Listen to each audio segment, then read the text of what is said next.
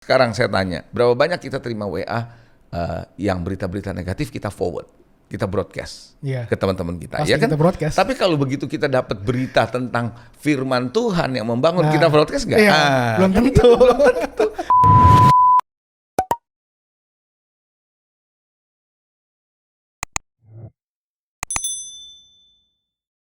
Ya, hari ini kita sampai di dalam program pertama, program perdana podcast Today's Message. Wow, luar biasa banget, dan bersama dengan saya Jose Claudio dan sudah ada narasumber yang luar biasa, yaitu Pastor Leonardo Syamsuri sebagai founder juga dari Today's Message dan pembicara Today's Message, dan juga sebagai senior pastor dari Gereja Kemuliaan Sion Light to the Nations. Yes. Apa kabar Pastor Leo? Mantap, luar biasa. Ini kesempatan yang luar biasa banget ya. Kita bisa ngobrol-ngobrol, bisa sharing-sharing. Suatu model yang berbeda dari Today's Message hari ini. Wow.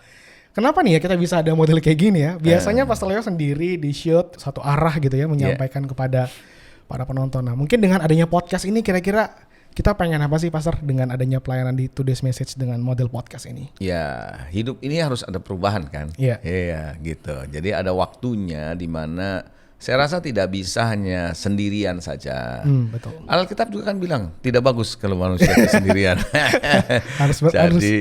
Jadi ini adalah satu perubahan penyegaran agar supaya melalui Today's Message ini ada banyak pesan-pesan yang penting. Ini pesan-pesannya harus adalah pesan-pesan yang kekinian. Today's Message intinya itu siapapun, bukan cuma saya, bisa membagikan Today's Message. Apakah itu bersifat renungan, apakah itu bersifat kesaksian hidup, pengalaman hidup. Nah, itu hal-hal yang relevan untuk hari-hari. Jadi saya kira ada bagusnya kita buat seperti ini sehingga bisa mengundang lebih banyak orang lain yang bisa membagikan di dalam program Today's Message ini.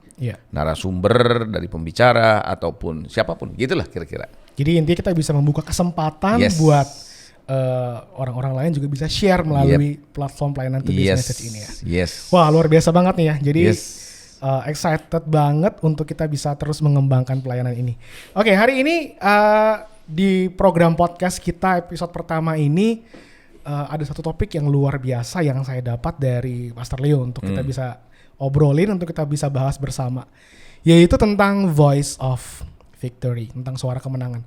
Kalau boleh tahu, apa sih latar belakangnya sehingga Pastor punya perenungan tentang suara kemenangan ini di hari-hari ini? Karena begini, apa yang kita dengarkan berulang-ulang setiap hari, setiap saat, itu mau nggak mau akan mempengaruhi kita punya emosi. Betul. Emosi kita dipengaruhi oleh apa yang kita dengerin terus-menerus. Berita yang negatif akan membuat emosi kita menjadi negatif, gitu kan? Iya, betul. Pikiran juga dengan pengaruhin, dan bahkan yang lebih jauh lagi, kalau kita dengerin suara yang sama terus-menerus, itu bisa mengubah keyakinan kita. Jadi saya berpikir bahwa suara kemenangan ini perlu dikumandangkan instead of bukannya malah suara kekalahan, pesimisme. Nah, gitu loh. Jadi saya kira suara kemenangan perlu untuk dikumandangkan dari waktu ke waktu, diulang-ulang. Karena memang hari-hari ini juga yang kita dengar suara kekalahan ya, ketakutan, terus juga suara-suara yang ya sifatnya akhirnya mengintimidasi kita sebagai anak-anak Tuhan dengan kondisi-kondisi yang terjadi hari-hari ini. Ya, kita tiap hari dengerin suara. Suara diri sendiri, ya kan, gitu kan. Suara pikiran kita, media sosial, orang ngomong, kita dengar. Nah, kita nggak bisa halangi suara itu mau seperti apa, tapi kita yang harus bisa menyaring, atau kita yang menyuarakan yang berbeda dari mereka. Betul. Kan begitu. Nah, tadi Pastor sempat ngomong suara diri sendiri. Ya. Kira-kira suara diri sendiri itu bisa ada pengaruhnya nggak dari hal-hal yang kita dengar atau dari hal-hal yang pernah kita saksikan gitu ya, sehingga itu menjadi suara yang bisa dibilang feedback gitu, balik ke kita lagi sehingga itu terngiang-ngiang di kita. Itu bisa pengaruh nggak, Pastor? Oh iya, kan Alkitab bilang bahwa mati dan hidup dikuasai oleh lidah. Siapa yang suka menggemakannya akan memakan buahnya. Nah, menggemakan itu kan artinya seperti suara yang sedang menggema kalau ada di bukit. Halo, halo, halo, balik lagi ke kita kan. Nah, suara itu bisa balik. Nah, seringkali kalau suara kita itu bisa berbicara dengan suara diri sendiri, itu yang disebut self-talk.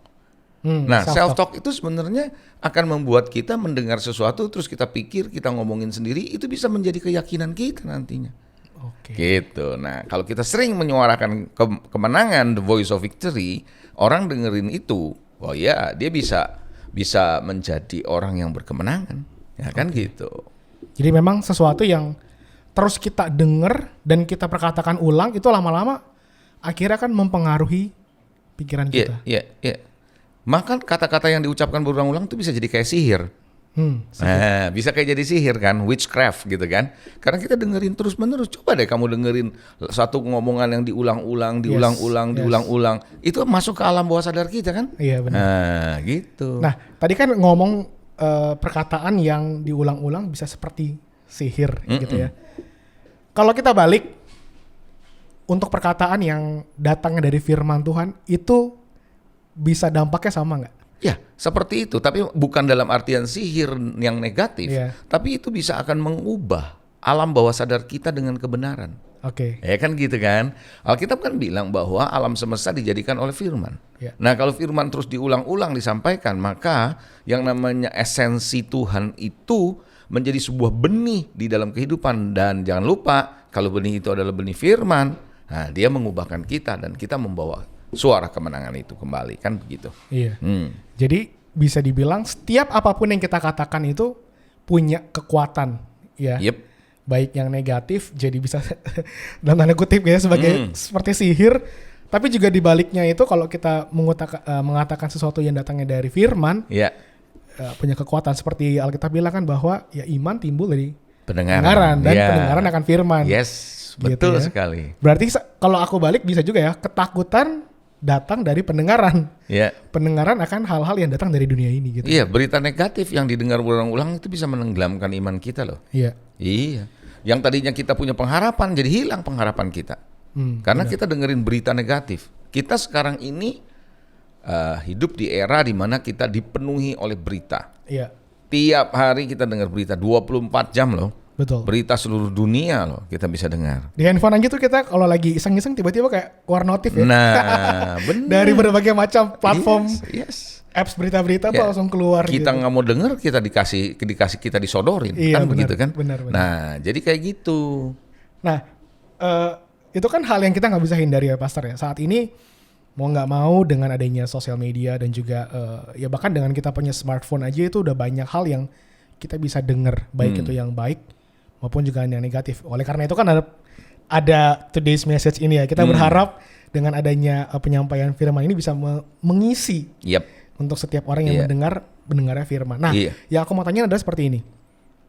Kalau misalnya kita nggak bisa hindari itu setiap hari kita dapat, gimana caranya supaya kita tidak dipengaruhi sehingga kita tidak membuat iman kita lemah, tidak membuat kita akhirnya terpengaruh dengan kekuatan sihir yang dari dunia.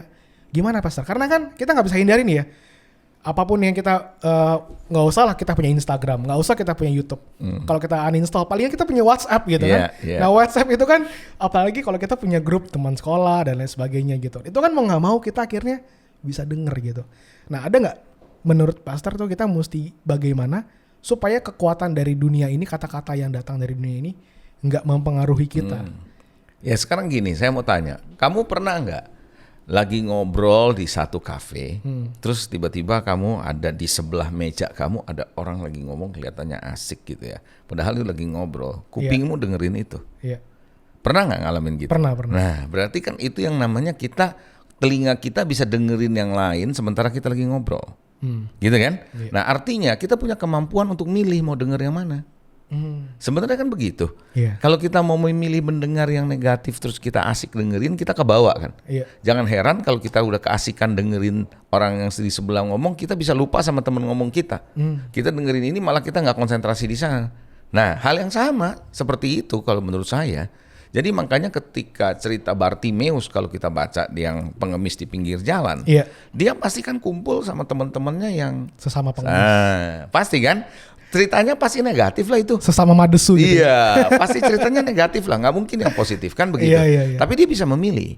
Kenapa saya bilang bisa begitu? Karena waktu Yesus lewat dia tahu kalau itu Yesus. Dari mana dia bisa tahu sedangkan dia buta? Ayo, dari mana? Pasti dia dengerin tuh. Setiap orang lewat, dengerin cerita bagaimana Yesus menyembuhkan lo. Dia jadi berpikir ada harapan nih kalau begitu buat dia. Nah, itu sebabnya kenapa kesaksian-kesaksian orang yang lewat itu tentang bagaimana kesembuhannya. Ini yang saya perkirakan waktu saya baca perikop itu. Itulah suara kemenangan sebenarnya. Itulah suara kemenangan dari kesaksian-kesaksian itu yang membuat seorang Bartimeus yang sebenarnya kelihatannya nggak punya pengharapan seperti yang lain, dia bisa punya pengharapan. Makanya dia berkata, Yesus anak Daud kasihani aku. Kenapa dia bisa gitu? Dia kok bisa tahu? Karena faktornya dia memilih untuk mendengarkan. Kalau begitu nih aku ada harapan nih, gitu. Kan gitu. Jadi intinya kita yang bisa membuat sebuah keputusan mana yang mau kita dengar gitu. Betul. Ya. Karena kan mau nggak mau kayak Bartimeus, teman-temannya ngomonginnya pasti hal yang madasu terus. Iya, gitu, betul. Masa depan suram gitu. Tapi ketika dia mau mengumpulkan informasi yang datangnya tentang Yesus, ya itu yang akhirnya membangkitkan iman dia untuk berani berkata. Ketika Yesus lewat itu gitu. Makanya saya berharap orang-orang yang mendengarkan acara podcast ini dia dengerin terus kan begitu. Iya, benar. Ini yang membawa kemenangan gitu. Jadi pilihan di tangan kita mau dengar yang mana gitu ya. Betul. Oke, jadi ya kalau buka YouTube, buka segala macam sosmed hari-hari ini ya tinggal kita pilih mau follow yang mana, mau yang membangun atau yang mau menghancurkan kita. Makanya kan orang-orang yang ada di dunia media selalu membombardir berita-berita untuk membentuk opini kan? Iya, betul. Membentuk opini karena apa yang mereka sampaikan diulang-ulang orang percaya. Itu kan konsepnya Hitler. Betul. Hitler kan pernah bilang, beritahukan kebohongan sesering mungkin dan selama mungkin. Lama-lama orang percaya itu sebagai suatu kebenaran. Karena diulang terus gitu loh. Nah, suara kemenangan diulang terus mereka akan percaya itu gitu. Tapi yang anehnya ya Pastor ya, ini suatu fenomena yang saya lihat gitu ya. Kenapa orang justru lebih seneng untuk dengar berita yang mengerikan? Menarik ya. Kalau misalnya, contoh nih kita kan ada dalam masa pandemi di mana ada masalah dengan COVID-19 ini. Kenapa kita lebih sering untuk mendengarkan berita-berita yang wah di sini mulai ada ya di tempat tertentu yang merah, hitam gitu kan.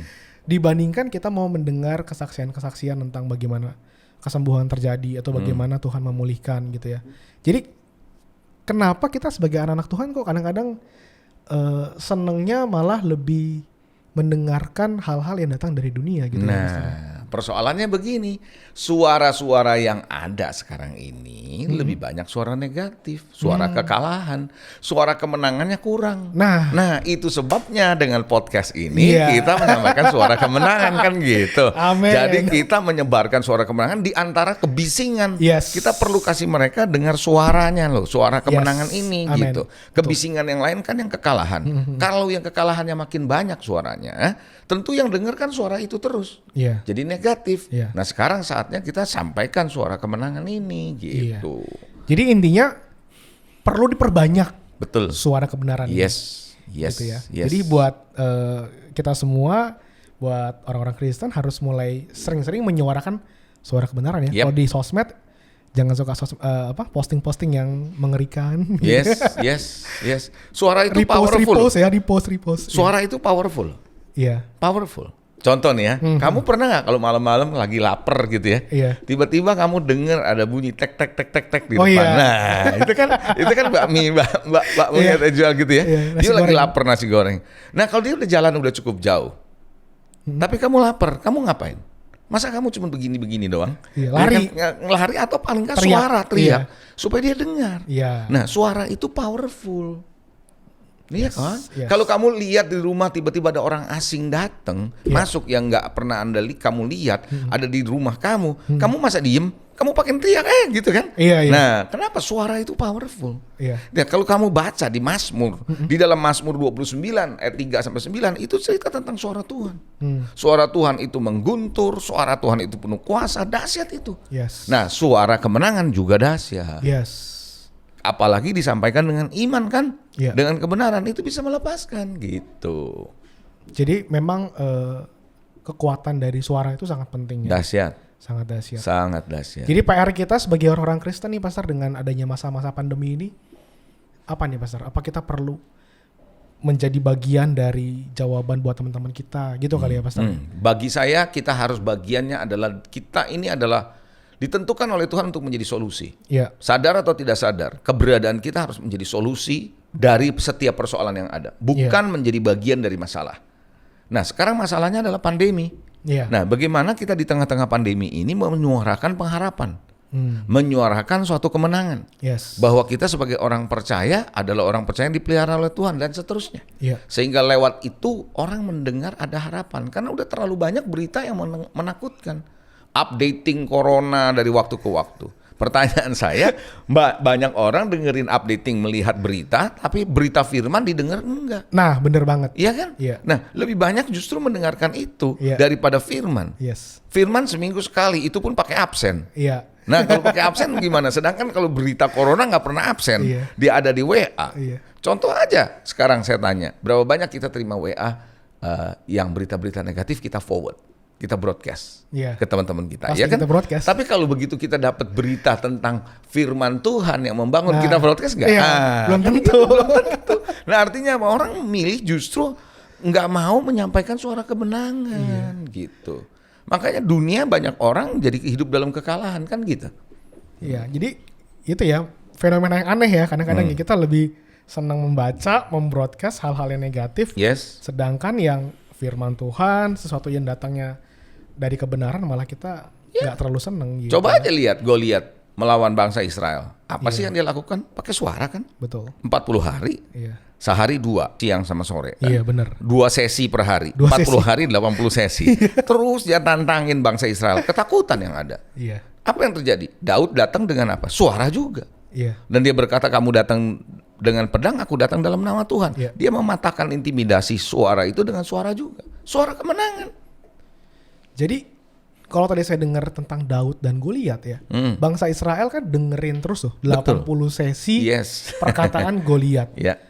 Menurut Pastor, apa yang membuat Daud tiba-tiba datang bisa punya keberanian? Ya karena dia punya pengalaman sama Tuhan kan. Dia punya tahu bahwa Tuhan dia hidup. Nah sekarang kita sebagai anak Tuhan di tengah pandemi ini, kita juga mesti tahu Tuhan kita hidup. Kita hidup. Berarti ada pengalaman dan juga Daud dengerin suara Tuhan terus lebih banyak gitu ya. Betul. Sehingga ngebuatnya dia punya pengalaman menghadapi beruang, punya pengalaman menghadapi singa kan. Jadi tantangan yang dia ada dan dia lihat Tuhan ada, dan itu yang dia mau suarakan. Wow, luar biasa. Nah, anak Tuhan ini harus bisa menyuarakan kemenangan yang mereka alami. Karena saya percaya orang-orang yang mengalami kemenangan, waktu dia melepaskan suara kemenangan itu, dia akan memerdekakan orang. Suara kemenangan akan membawa orang kepada kemenangan. Kalau yang menyuarakannya sudah mengalami kemenangan juga tentunya, kan gitu. Berarti dengan demikian sangat penting kita sebagai orang Kristen punya keinginan untuk bersaksi. Kalau kita ngalamin kebaikan Tuhan. Betul, sangat betul. Jadi kita cerita apa yang kita alami. Karena itu kan real gitu ya, yang kita alamin bukan cuma sekedar teori doang. Betul. Gitu ya. Jadi kita kan jadi apa ya? Pembawa kabar baik. Good news, the messengers of the good news kan begitu. Membawa kabar baik. Nah kalau Pastor Leo sendiri dalam perjalanan kerohaniannya sampai akhirnya menjadi seorang hamba Tuhan gitu ya, ada nggak pengaruh kesaksian dari orang-orang yang membuat Pastor punya satu keyakinan untuk semakin melayani Tuhan gitu? Sebenarnya banyak. Bukan hanya ada, tapi memang banyak. Dan kesaksian itu kadang-kadang saya nggak perlu harus dengar dari pendeta besar.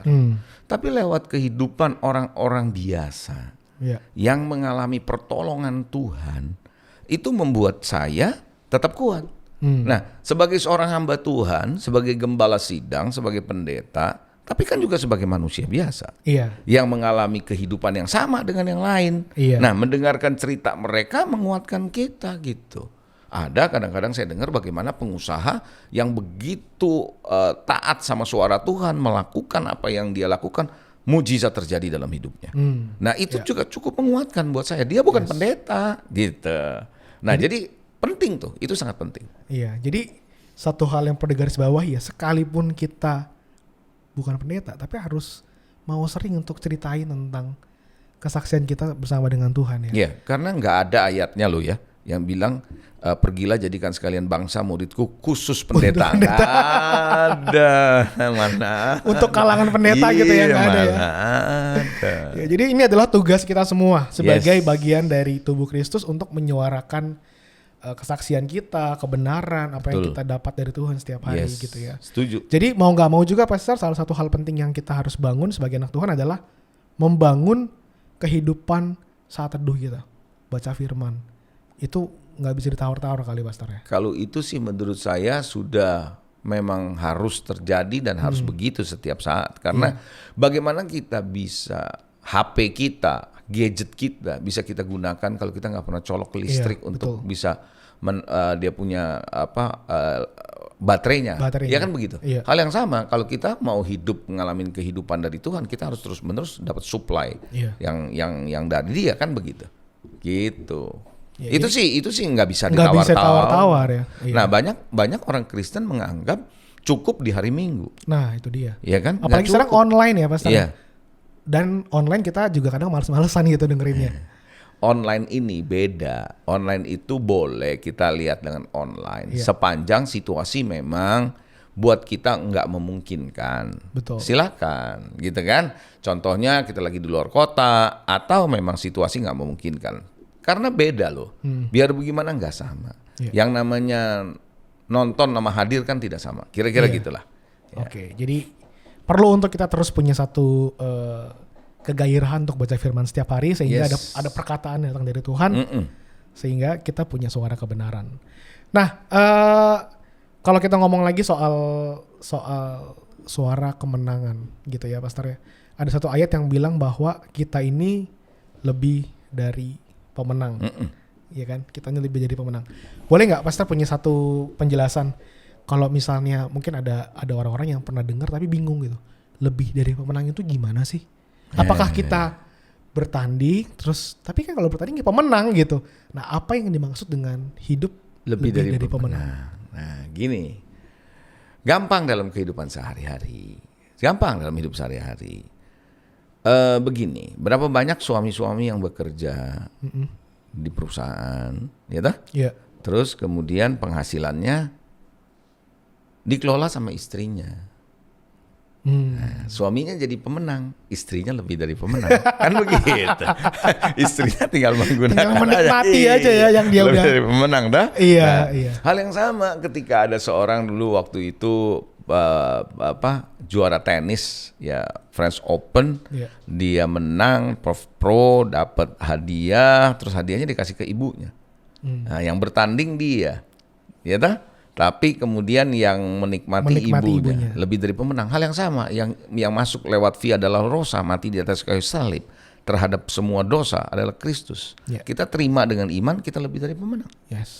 Nah, kayak gitu, lebih dari yang menang. Artinya lebih dari yang menang, kita bukan cuma menang. Kalau menang, kita itu bahkan bisa membuat kehidupan ini dibalik yang tadinya maut kepada kehidupan yang kekal. Kan begitu. Wow. Jadi sebenarnya kalau kita menyadari bahwa segitu dahsyatnya apa yang Tuhan sudah kerjakan, harusnya kita nggak takut dalam hidup ini ya. Oh jelas. Alkitab kan bilang di dalam 1 Yohanes, di sana dikatakan bahwa iman yang membawa kita kepada kemenangan. Yang mengalahkan dunia ini adalah iman. Jadi iman kita ini iman yang mengalahkan dunia. Kita berkemenangan. Dia kan di dalam 1 Yohanes pasalnya yang kelima ayat 4-6 sampai 5 kan bilang begitu. Siapa yang mengalahkan dunia? Ya yang lahir dari Tuhan kan gitu. Jadi kita udah datang dari Kristus yang sudah mengalahkan dunia dan oleh karena itu ya kita nggak perlu takut lagi dengan kehidupan ini. Betul. Kita harus sadar begini. Sebagai orang Kristen kita harus sadar bahwa kita itu adalah gereja yang dibangun di atas batu karang. Pintu alam maut tidak berkuasa. Bahkan kita sebagai umat Tuhan harus tahu bahwa kita diberikan kuasa. Kita sudah berkemenangan terhadap dosa, terhadap maut, terhadap penyakit. Kita udah berkemenangan, bahkan lebih dari pemenang. Nah, kita nggak boleh lagi menjadi orang yang dikondisikan oleh keadaan kita. Kita yang harus bisa mengubah keadaan kita. Bukan kita yang diubah oleh keadaan. Nah, banyak di dalam kondisi pandemi ini, kita diubahkan oleh keadaan. Justru ini kita kesempatan untuk memperlihatkan bahwa kita mengubah keadaan, bukan keadaan mengubah kita. Bahwa Kristus eksis, Kristus ada di dalam hidup kita. Jadi seperti perbedaan antara termometer sama termostat ya. Setuju. Termometer kan ngikutin. Kalau sekarang ini lagi zamannya pandemi kan, kita kemana-mana dites ya. Jadi termometer ya. Jadi kalau kita nggak boleh ngikutin situasi. Kalau ngomong lagi soal pandemi, Ya kita bisa nggak memperlihatkan bahwa kita hidup dalam kedamaian, ketenangan, kekuatan, sementara orang pada ketakutan. Itu suara kemenangan yang tanpa kita sadari kita bagikan kedamaian. Lah kalau kita sendiri sama kayak mereka ketakutan, bedanya di mana? Betul. Kan begitu. Ya, jadi oleh karena itu ya kita yang harus mengkondisikan. Iya. Dan kita harus tahu bahwa kita datang dari Kristus yang sudah mengalahkan dunia ini. Saya ada catat satu ayat nih. Ya. Efesus 3 ayat 8 sampai 11. Ya. Ayat ini bilang begini, Paulus yang menulis ya. Kepadaku yang paling hina di antara segala orang kudus, telah dianugerahkan kasih karunia ini, untuk memberitahu kepada orang-orang bukan Yahudi, kekayaan Kristus yang tidak terduga itu. Apa? Untuk menyatakan apa isinya tugas penyelenggaraan rahasia, yang telah berabad-abad tersembunyi dalam Allah yang menciptakan segala sesuatu. Wow. Jadi rupanya Allah ini punya sesuatu yang mau disampaikan, gitu lah ya. Melalui gereja sebenarnya orang percaya. Supaya sekarang tuh jelas oleh jemaat diberitahukan pelbagai ragam hikmat Allah kepada siapa? Pemerintah-pemerintah, penguasa-penguasa di surga. Di alam roh yang gak kelihatan ini, sesuai dengan maksud abadi yang telah dilaksanakannya dalam Kristus Yesus Tuhan kita. Jadi gereja hadir, orang percaya hadir, lahir baru, bukan cuma menunggu surga, tapi mendeklarasikan kemenangan Kristus terhadap pemerintah-pemerintah di udara, kuasa-kuasa gelap, bahwa kita ini berkuasa atas mereka, gitu. Jadi artinya kita udah punya itu semua gitu, dan saatnya kita yang mulai mendeklarasikan apa yang sudah Kristus kerjakan itu. Betul. Nah ini yang seringkali nggak disadari. Di masa pandemi ini justru kita harus mematahkan intimidasi gitu loh. Amin. Jadi kita nggak perlu lagi udah ada kata takut dan segala macam kekhawatiran dengan adanya pandemi ini dalam hidup kita. Takut itu bukan berarti kita itu nggak ada rasa takut loh. Maksudnya berani itu bukan nggak punya rasa takut. Berani itu adalah melakukan apa yang kita takuti sebenarnya. Wow. Kita takut tapi kita melangkah karena kita punya iman, kan begitu. Ini perlu garis bawah ini ya, berani artinya kita justru melakukan apa yang kita takuti. Iya. Wow. Seringkali kan kita pikir kita nggak berani melakukan karena ya kita takut gitu. Justru sebaliknya, justru karena kita takut kita harus berani untuk mengalahkan. Jadi kalau orang tanya sama saya, emang pastor nggak ada rasa takut? Siapa bilang? Benar. Emang saya bukan orang. Saya juga punya rasa takut, ngeri nggak kalau ngelihat corona begini? Ya ngeri, tapi kita harus punya keberanian untuk melakukan apa yang kita takuti ini. Kita melangkah dengan iman bersama dengan Tuhan, kan begitu. Kira-kira menurut pastor waktu itu Daud takut nggak ya ketemu Goliat? Nah, masalahnya di Alkitab nggak ditulis sih dia takut apa enggak ya. Tetapi dia pernah ngomong begini, di saat aku takut, aku percaya kepada Tuhan. Artinya dia pernah takut. Di saat aku takut, di situ aku percaya Tuhan. Nah, justru disitulah, dan bahkan ketika dia Ziklag dengan seluruh kekayaan keluarganya dijarah, kota dibakar, dia sampai udah nggak bisa punya kekuatan, dia sudah lemah, tapi dia menguatkan imannya. Nah, ini waktunya sebenarnya masa-masa seperti kayak begini akan kelihatan, atau saatnya kita memperlihatkan diri kita bahwa kita ini punya Allah, punya Kristus, dan kita suarakan kemenangan itu. Jadi udah nggak ada alasan lagi untuk kita hidup dalam kekalahan. Iya, betul. Justru di sini waktunya kita menjelaskan bahwa kita ngalamin kelepasan. Kita pernah terintimidasi waktu, saya pun pernah ngalamin seperti itu waktu awal-awal COVID. Tetapi ya kita ngalami kemenangan gitu, kelepasan. Di saat seperti ini kita mesti memberitahu bahwa penyediaan Tuhan itu ada, kan begitu. Wow. Ya kan orang sekarang udah ketakutan nih, nanti ke depan ekonomi gimana dan sebagainya dan sebagainya. Penyediaan Tuhan seperti apa? Kita harus tahu Tuhan itu menyediakan. Setiap saat, nggak pernah berhenti, kan begitu. Jadi sekalipun secara faktanya nih pastor ya, misalnya nih memang ada teman-teman kita yang misalnya di PHK atau mungkin juga secara bisnisnya menurun. Kira-kira menurut pastor kita mesti gimana sih? Karena kan nggak bisa dibohongi ya, secara ini situasi benar-benar menekan kita nih, buat teman-teman yang mengalami seperti ini. Kira-kira ada nggak satu hal yang pastor bisa bukakan kepada teman-teman yang menyaksikan juga, supaya kita nggak terkungkung dalam intimidasi di masa-masa ini? Karena itu kan nggak bisa dipungkiri ya, teman-teman ada yang ngalamin kayak gitu. Sebenarnya gini ya, kalau mau jujur nih, selama masa pandemi ini, waktu di awal-awal, coba deh, kan kita banyak di rumah. Kamu banyak di rumah apa jalan-jalan, ayo. Nah, kan gitu ya. Kalau kamu banyak di rumah, mau nggak mau kamu makan apa yang disediain kok. Nah, bener. Hah? Yes, betul nggak? Yes. Kalau dulu maunya makan di sini, di sana, sekarang ya apa adanya. Kok bisa hidup? Nah, yang menjadi masalah, benar kata Paulus, asal ada makan, asal ada pakaian, cukup. Yeah. Nah, masalahnya sekarang kita nggak cukup karena ada sosial media yang menawarkan Anda makan di sini gratis, dapat diskon, pakai begini, dan akhirnya kita sudah terbiasa dengan tawaran yang begitu banyak. Sekarang ini kan coba berapa banyak orang di masa pandemi ini belanja baju. Yeah. Hanya paling lewat online kalaupun dia belanja, nggak seperti dulu. Artinya apa? Bahkan yang dia pernah beli dulu di masa pandemi, dia nggak pakai kemana-mana kan? Dia kan akhirnya di rumah pakai baju yang setuju. Malah baju yang keluar dipakai di rumah. Kan begitu kan? Jadi sebenarnya apa sih? Situasinya ini adalah kita belajar untuk mencukupkan diri kita dengan apa yang ada. Yes. Nah, orang menjadi stres karena kepengen hidup seperti dulu lagi atau pengen seperti orang lain. Nah, ini jadi masalah. Sebenarnya kalau kita bisa bilang cukup, beres ya. Ya. Kemenangan itu tidak berarti situasi kita adalah situasi yang nyaman loh. Enggak. Yes. Coba kalau kamu baca di Ibrani pasal 11. Di Ibrani pasal 11 itu pahlawan iman semua. Betul. Mereka menerima janji dari Tuhan, tapi nggak ngalamin. Yeah. Tapi mereka berdiri di atas kebenaran imannya. Yeah. Jadi di saat-saat seperti kesulitan seperti ini, yang namanya menang adalah kita tidak dikuasai oleh keadaan. Situasi mau sulit seperti apapun, tapi kita bisa berjalan dengan penuh kemenangan. Ini perlu digarisbawahi ya, tidak dikuasai oleh keadaan. Yes. Tapi kita yang justru harus mempengaruhi keadaan ini. Betul.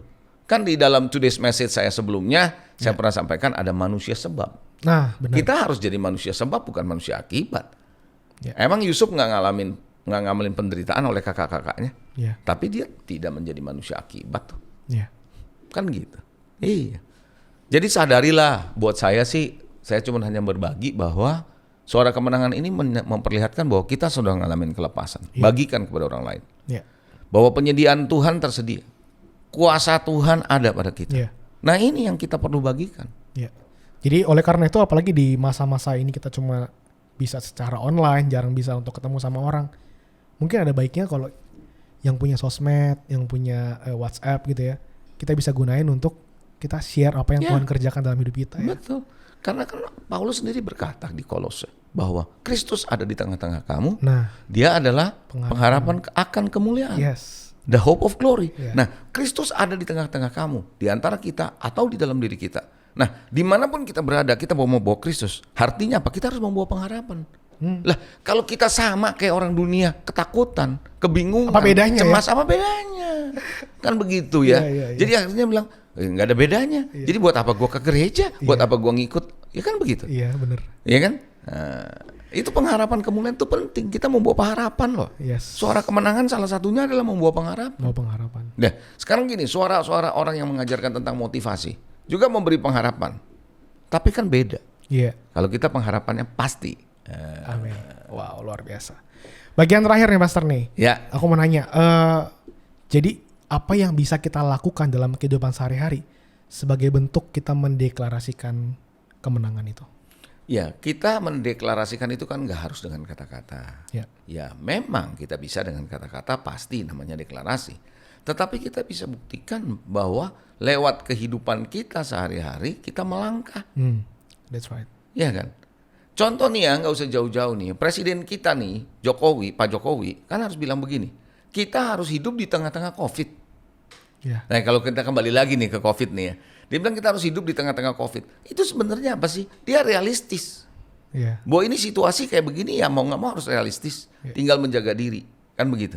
Nah, kita sebagai anak Tuhan harusnya lebih dari itu. Yes. Kita bukan cuma sekedar menjaga diri. Kita harus menunjukkan bahwa kita hidup di tengah-tengah situasi yang seperti ini pun kita bisa tenang. Yes. Dan kita bisa terlindungi. Yeah. Ya kan kayak begitu.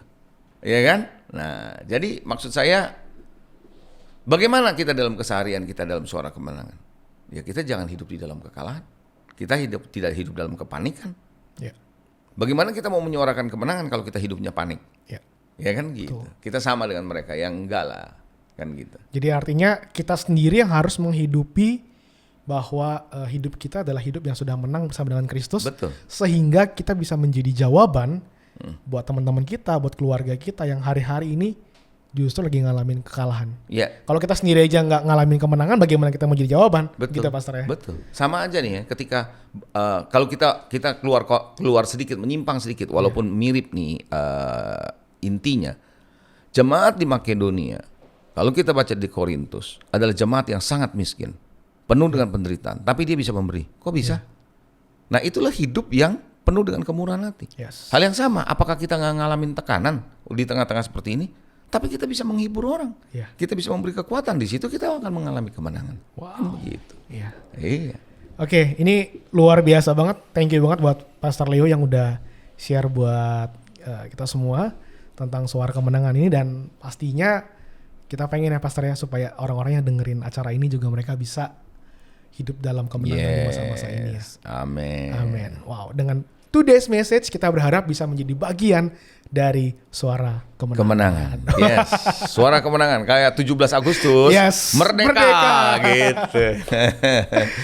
Oke, dan kita sudah sampai di akhir dari program kita untuk kali ini Pastor Leo, dan episode selanjutnya kita masih ada satu topik lagi bersama dengan Pastor Leo, dan topiknya saya dengar-dengar kayaknya keren banget nih. Tentang ekonomi Tuhan ya. God's economy, ekonominya Allah. Yes. Ya, ini luar biasa banget, jadi pastinya sangat dinanti-nantikan untuk kita bisa dengerin lagi di next episode podcast kita tentang God's economy.